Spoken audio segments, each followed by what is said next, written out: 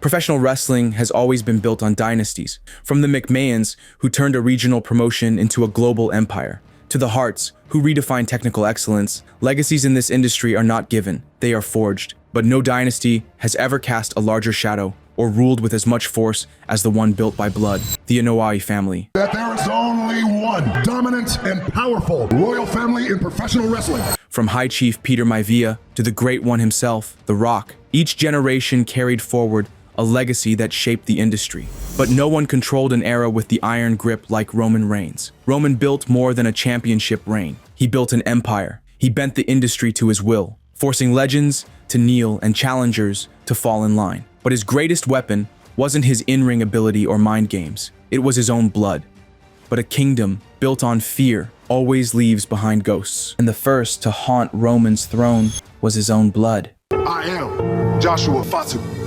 I am Jey Uso. For 15 years, Jey Uso was a tag team specialist. He and his brother Jimmy dominated their division, won championships, and built their legacy. But no matter how many victories they earned, they remained in the shadows. Until the day Jey was given a choice: fall in line or fight, and fight he did. He became main event Jey Uso, the first to challenge Roman, the first to expose the cracks in the bloodline. He stood in the main event, inches from winning the title, proving he was never just a henchman. He broke free, forged his own path, and made history when he won the Royal Rumble. Jey Uso's story is not one of fate. This is about 17 years of struggle to reach the top. The world saw him as a tag team wrestler, a twin, a man destined to follow. But Jey refused the role he was given. He was beaten, betrayed, and broken. But he never stayed down. He was the first to defy the bloodline, the first to challenge for the throne, the first to prove that his story would be written by his own hands. Before the world called him main event Jey Uso, before arenas echoed with the sound of yeet, before he stepped into history, he was something else. To understand the Jey Uso we see today, we have to go back to the very beginning. Jey Uso was born into expectation. The Anoa'i family had built its reputation over generations, not through words, but through battle. His grandfather, High Chief Peter Maivia, carried himself with the pride of an island warrior, a presence that commanded respect. His uncles, the Wild Samoans, were feared for their unrelenting brutality, setting a standard for dominance in tag team wrestling. His cousins, Yokozuna and The Rock, had reached the peak of WWE, proving that their bloodline wasn't just about strength, but about standing at the very top of the island of relevancy. Before he even stepped into the ring, his story was already written in blood. His father, Rikishi, wasn't a world champion, but his career was a testament to resilience. He fought through different characters, setbacks, and the ever-changing landscape of WWE, never relying on his name to carry him. Jey and Jimmy were raised in that reality. They spent their childhood wrestling in the backyard alongside with their cousin, Roman Reigns. Their legacy ensured that doors would open for them, but nothing beyond that. When they arrived in WWE in 2010, the tag team division was rarely in focus. Championships weren't fought over with pride. They were passed between makeshift teams. Their entrance into WWE was marked by tradition, face paint, war dances, energy that honored their Samoan roots. But their initial run didn't translate into immediate success. The Usos were just another duo in a sea of unremarkable tag teams. For 4 years, they fought through opponents who never stayed long enough to build anything meaningful. The Hart Dynasty, the Primetime Players, Air Boom, teams that came and went. The Usos remained. They kept showing up, kept delivering, but championships stayed out of reach. Then, in 2014, they finally broke through. Their first tag team championship win was a fitting reward for years of grinding. Success came, but it didn't translate into relevance. They held the titles, defended them, but they remained in a fixed role. WWE was shifting, and they weren't at the center of it. The Shield changed that. Roman Reigns, Seth Rollins, and Dean Ambrose carried an aura of invincibility. The Usos weren't supposed to be on their level, but they refused to accept that. Their matches were remarkable. Then, things stalled. WWE moved forward. The Usos stayed the same. By 2016, the landscape shifted again during the draft. SmackDown got the shorter end of the stick in terms of tag teams, with no big heel teams on the roster. Then they made a choice. The face paint was gone. The dances were over. They transformed into a street-style heel persona. That character shift revived their career. Their rivalry with another team made up of overlooked talents. The New Day defined them. It was responsible for reviving the dying tag team division. Hell in a Cell, street fights, war after war with the tag team division's future at stake. The Usos and the New Day thrived in this, delivering one classic after another. For years, these two teams carried the weight of the division on their shoulders. But still, no one could tell the Usos apart from one another, even after nearly a decade. Then, everything changed. WrestleMania 2020 took Jimmy out. A knee injury left Jey standing alone for the first time. His entire career had been built alongside his brother. Now he had to stand on his own. Beyond that, something else loomed. Roman Reigns was returning. The cousin they had grown up with wasn't coming back the same. The family was shifting. The order was changing, and Jey was walking into something he didn't yet understand. When Roman Reigns returned, he was no longer the big dog.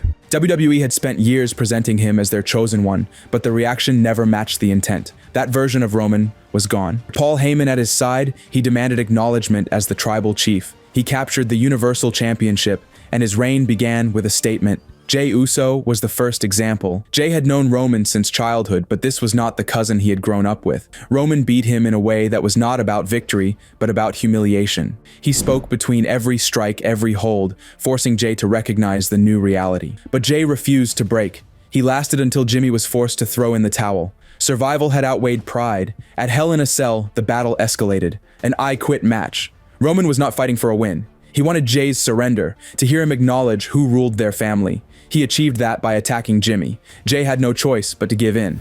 The bloodline was formed in that moment. Roman's dominance was absolute. Challenger after challenger fell. He stacked them, crushed them, left them behind. Jey stood beside him, carrying the weight of his role. He became main event Jey Uso, but the cost was heavy. He was Roman's right hand, not by choice, but because there was no choice. Each demand was another chain tightening. Loyalty was expected, not given freely. Jimmy's return only reinforced the expectation. The Usos reclaimed their gold, and with it, the Bloodline's power over WWE was complete. SmackDown revolved around them. No one could stop them. Solo Sikoa arrived, reinforcing the dynasty. Paul Heyman played his role, ensuring Roman's will was carried out. Jey fulfilled his duty, but the burden was suffocating. Then, Sami Zayn entered their world. Sami was not blood, but he was different. He brought laughter into a structure built on fear. He followed Roman's commands, but his loyalty was given, not forced. Jey resisted him at first. He called Sami an outsider, saw him as a threat, but Sami earned his place. He stood beside them in war, and for the first time in years, Jey let his guard down. He let himself believe that maybe this was real. Then came the betrayal, the trial of Sami Zayn, the test of loyalty. Jey had once been in that position, forced to submit, forced to kneel. Sami chose differently. He did not bow. He struck first. When the chair connected with Roman's back at the Royal Rumble, Jey did not act. He did not join the attack. He did not defend Roman. He left, not out of defiance, but because he saw what was coming. WrestleMania 39 arrived. The Usos stood against Sami Zayn and Kevin Owens. The match was a reckoning. When the Usos lost, it was the first crack in the foundation of the bloodline. The consequences followed. Roman's wrath was not new, but this time Jey felt it in a way he could not ignore. Jimmy struck first at Night of Champions. He super kicked Roman, and the choice was in Jey's hands. He tried to hold the family together, but it was too late. The truth was clear. There was no unity, only control. Jey had spent too long pretending otherwise. Jey chose Jimmy. He chose rebellion. He chose freedom. The bloodline shattered. The war lasted, but in the end, Roman still ruled. Jimmy was cast aside and Jey stood alone. Jey Uso walks into SummerSlam. This is tribal combat, a battle bound by blood, history, and the weight of the Samoan dynasty. From the first strike, it is clear this is different. Every attack carries the weight of manipulation, betrayal, and torment. Jey isn't fighting for a title. He is fighting for his name. Steel chairs, kendo sticks, and tables are weapons, but the real war is in their eyes. The silent clash of will between cousins who know each other better than anyone. And then, when Jey has Roman laid out on the announce table, ready to end it, Jimmy Uso appears, a super kick, a moment Jey never sees coming. Roman capitalizes, driving Jey through the wreckage and pinning him in the center of the ring. 3 seconds. That is all it takes to rip everything away. The chance to be champion, the chance to be tribal chief, the chance to be free. When the bell rings, Jey Uso is devastated. His own twin, the man he has fought beside for 16 years, has betrayed him. The Usos are finished. The bloodline has left him behind. He doesn't wait to see what comes next. He walks out of SmackDown and reemerges on Raw. His arrival is a rebirth, but it is also a test. Without the bloodline, without Jimmy, without even familiar enemies, Jey has to fight for everything all over again. Cody Rhodes vouches for him, but the Raw roster has no reason to respect him. Drew McIntyre reminds him of the years he helped Roman dominate WWE. Seth Rollins, the World Heavyweight Champion, shows him the difference between a main eventer and a champion. Kevin Owens, a man who suffered under the bloodline, refuses to trust him. But Jey has spent his career proving people wrong. The losses pile up, but so do the wins. He isn't fighting Roman's wars anymore. Every match is his own. He battles McIntyre. He fights Finn. He teams with Cody Rhodes for a brief tag team title reign, a reminder of what it means to hold gold. But the goal is always something bigger. WrestleMania 40 is waiting, and so is Jey Uso. The fight at WrestleMania is about closure. From the opening bell, it is a war. The match is brutal, filled with moments where it seems like neither will back down. But there is no going back. When Jey hits the final Uso splash, it is a statement. He has spent years as part of a team. Now, he has put that team behind him. He leaves Jimmy in the ring, knowing there's nothing left to say. The months after WrestleMania test his endurance. Jey chases something he has never held, singles gold.